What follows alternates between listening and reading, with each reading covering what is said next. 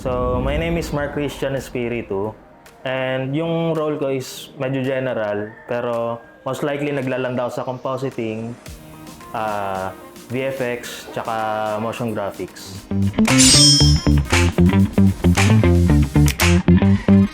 So basically, nag-start kasi ako nung high school pa ako. Nang na-passionate ako sa mga movies, na nakikita ko na paano nagawa yan. Medyo na-curious ako, the point na, ayun, nakapunta na ako sa professional scene na eventually kumikita na ako. Usually yung mga projects ko is commercial related. Bale, yung mga makikita mo sa TV, sa mga YouTube ads or Facebook ads, mga ganun.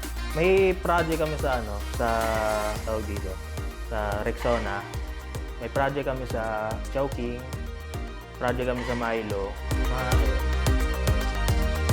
Iintindihin mo mabuti yung niya, yung gusto ni client, anong klaseng team, i-discuss mo sa kanya yon. Kunin mo yung team niya, ano yung brand identity, then brainstorm kayo sa paano niyo i-utilize yung na yun, yung mga info na yon para magamit niyo panggawa ng STB, mood board, mga ganyan. Most likely sa paggawa kasi ng STB ang ginagawa is dun sa STB na yun, ipa-finalize, di naman siguro finalize, at least yung main foundation ng mo, kung paano yung framing composition nung tawag dito ng shot, sino mag-roll of thirds ba kayo dito, kasi pwedeng sabihin natin sa online phase ng project, kaya kayo magro-roll of thirds, maglalagay kayo ng graphics dito sa kabila. So ibig sabihin dapat maglalagay ka dito ng empty space para doon mo ilagay yung graphics mo. And dapat sa STB pa lang mapagdesisyonan na yun. Kaya yun, dapat sa STB na yun siguro yung make sure yung concept is pa rin, hindi siya malayo dun sa kung ano exactly yung ginagawa ni client mo. Sabihin natin si client mo, yung concept is hindi masyado malayo sa tawag dito, sa ginagawa ni client. Yung alam mo yung concept na yon, makukuha yung attention nung broad audience. Pero mananarrow down mo siya para makakuha yung mapunta siya dun sa client, mga ginagawa nila, mga ganun. So basically, sa motion graphics, bigay ako nung example, itong ginawa ko. Send ko sa inyo yan. Basically, nag-blocking muna ako. Magba-blocking muna ako based sa STB, storyboard. Kung ano man yung laman ng storyboard, di ako sure kung pwedeng ibigay sa inyo yung storyboard. Pero yung ba-blocking muna yung animation based sa storyboard, pakita dun sa supervisor. Okay ba siya? Tama ba dun sa align ba siya dun sa storyboard? Kahit may mga unti-unting weeks, pwede ba siya? Ma-aprobahan na siya. Tapos basically ayusin na siya i-refine na siya agad sa ma-approve na siya ng client.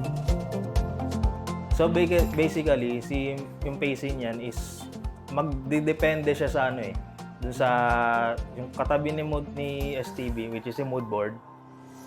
Dito yung magiging feel nung paano ba siya, magiging fast-paced ba siya.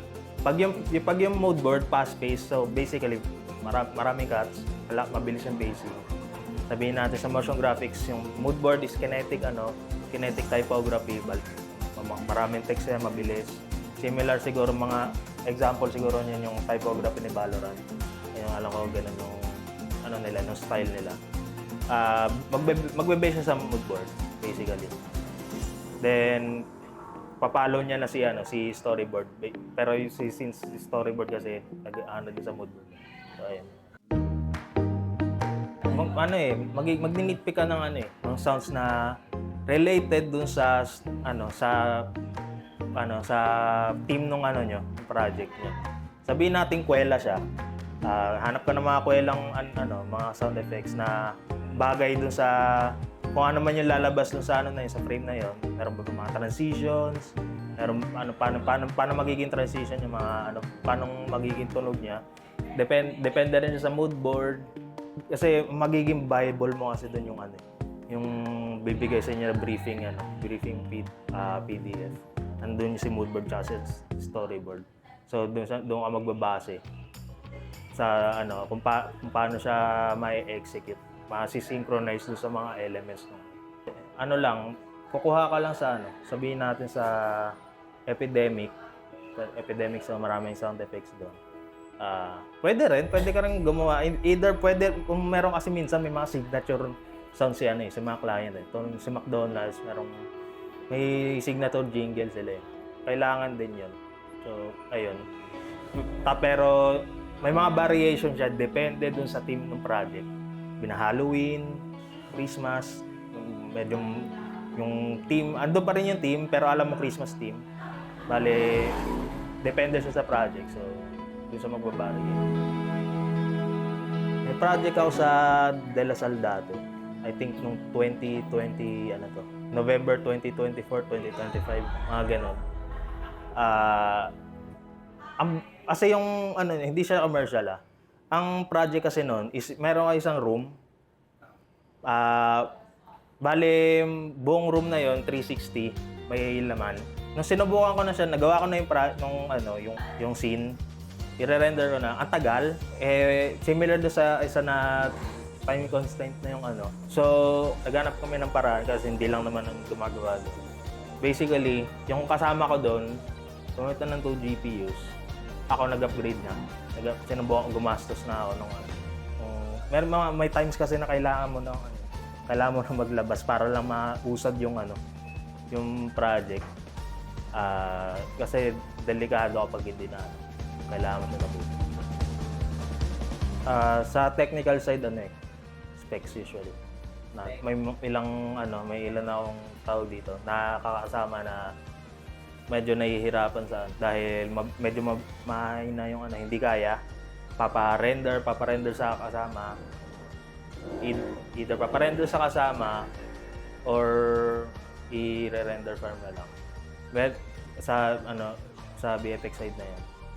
Meron din yung technical side pa rin to. Meron yung hindi compatible yung programs na gamit. Yung isa gumagamit ng DaVinci Resolve. Problema ang ginagamit ko sa Adobe After Effects. So hindi sila compatible. Medyo magkaka-problema. Yun yung pero nasusolusyon na naman siya in the end na gagawin na lang i-pure bake video na lang yung i-edit ni sa kabila.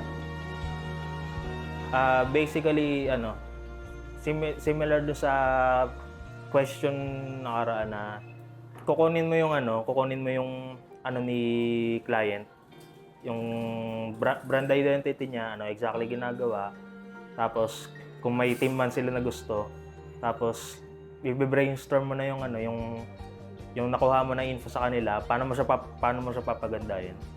Paano mo siya gagawin na makukuha yung attention ng mga tao. Ganun. And basically, doon sa nakuha niya na info na yon, basically doon sa makukuha niya na info na yon, magpa-form ka na ng niya, yung concept niya, yung storyboard, yung mode board, yung magiging viable niya sa project. Depende siya sa client actually. May client na mabait. Kapag alam niyang masikip na yung oras, sabihin natin bukas na yung posting, bukas na yung upload ng kapag in-explain mo kay client na medyo delikado na, hindi na siya matutulak. May client na sige. Kasi alam nilang bukas na yung sabihin natin hindi na nila pwede iusog pa. Meron kumatanggap ng gano'n. Meron ding client na matigas ulo. Ayun, doon ka magpupuyat, basically. Doon ka magpupuyat, most likely, buong gabi, tatawag sa'yo ng tatawag yung ano update, ganito, ganyan. Doon medyo magkukulo dugo mo. Pero, usad lang, basically. Kasi kapag ganun yung client, gawin mo na lang yung gusto nila. Kasi client mo pa rin. Ang hindi mawawala sa workflow ko is yung Adobe Suite. Laman niya si After Effects, si Premiere, si Photoshop, Adobe Illustrator, and Media Encoder. Marami pa siyang laman, pero yung 5 na yun yung talaga akong ginagamit. Then sa VFX naman, pumapasok niya si Blender, yung Elemental Suite naman kay Jega FX. Ano naman yun? Alternatibo ko sa Houdini. Bale, nandun na yung smoke simulation kapag may VFX na related na projects. Or sabihin natin beauty product na related na kailangan ng simulation. Dapat yung mga gagamitin mo sa projects, sabihin natin si background music, si fonts, dito medyo natapilok ako dito sa fonts. Yung mga graphics na gagamitin mo dapat either royalty royalty license or may lisensya ka. Pwede mo siya gamitin. Kasi hanapin yan, sabihin natin sa commercial. Gumamit ka ng font na nakita mo sa internet. Di ko alam siguro sa The Font. Dinownload mo siya, di mo napansin, lang siya for personal use lang. Haharangin ni ASC, Standards Council 'yon. Hanapin niya, may lisensya ka ba dito? Asan yung lisensya? Hanapin niya 'yon. Makukuha mo naman siya either kung bibilin mo or tanungin mo si font creator. I think yung hinahanap naman ni ASC is yung resibo. Basically kung bakit mo siya binili para magamit mo sa commercial. Ayun, kailangan meron kang lisensya or mga royalty. May ibang artist na ang hirap kontakin. Kapag sabihin natin pa sana, oy, kamusta ka na dito sabihin natin si compositor. Minsan merong mga artist na at tagal pasahan na, wala pa rin, uncontactable pa rin sila. Wag kang ganoon. Ako sasabi sa'yo, ka lang. Masichismis ka lang. Pwede ka mahirapan makakuha ng future clients dahil doon. Kasi dahil yung reputation mo. And ayun, magta-translate lang din kasi sa future projects mo. So, sirain mo na yung ganong klaseng behavior. Maging ka lang, porsigido. Bale, hindi porket na sabihin natin nagkaroon ka ng client na hindi nagustuhan yung gawa mo. Take as lesson yan. I-identify mo bakit sabihin natin hindi siya happy. Tingnan mo yung mga mai-improve mo. Basically, huwag ka titigil. Hindi lang naman siya mag-a-apply sa field ko. Mag-a-apply din siya sa iba. May sinusubukan kang kunin na career. Maging ka lang, to focus ka lang sa gusto mong mangyari. Keep grinding, basically. Take lessons yung mga failures mo. Malaman mo yung limitations na mga kaya mong gawin sa field mo. Sabihin natin, professional ka ba sa After Effects? Gaano kalalim yung technical knowledge sa program na yun? Para alam mo yung magiging limits mo, alam mo yung pag-aanoin mo, yung i-improve mo sa parts na yun. And ulit-ulitin mo lang siya sa mga programs na possible mong gamitin sa career mo.